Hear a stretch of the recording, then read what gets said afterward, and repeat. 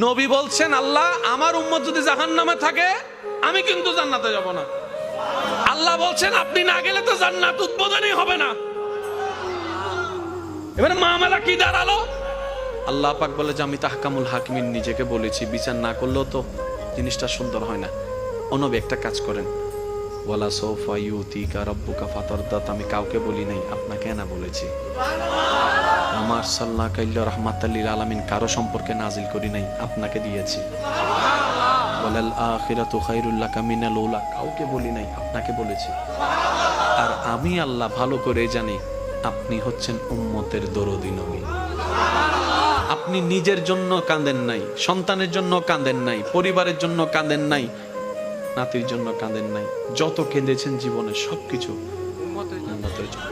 এমনকি হাসরের ময়দানে যখন সর্বপ্রথম আমাদের নবীকে আল্লাহর হুকুমে তোলা হবে, আমাদের নবী উঠেই জিব্রাইল আলাইহিস সালামকে প্রথম প্রশ্ন করবে, ও আমার ভাই জিব্রাইল, আমার উম্মতগুলা কোথায়? আইনা উম্মতি, আইনা উম্মতি, আমার উম্মত কোথায়? আমার উম্মত কোথায়? আমার উম্মত কোথায়? আমি উঠার আগেই নাকি আমার উম্মতকে জাহান্নামে দিয়ে দিয়েছো নাকি? কোনো আমার উম্মত কোনো জাহান্নামে চলে গেছে নাকি? জিব্রাইল বলবে, ইয়া রাসূলুল্লাহ, প্রথমেই আপনাকে তোলা হয়েছে, এখন আর কাউকে তোলা হয় নাই, প্রথমেই আপনি উঠেছেন। আমার নবী বলবে, আমার উম্মতগুলা কোথায়?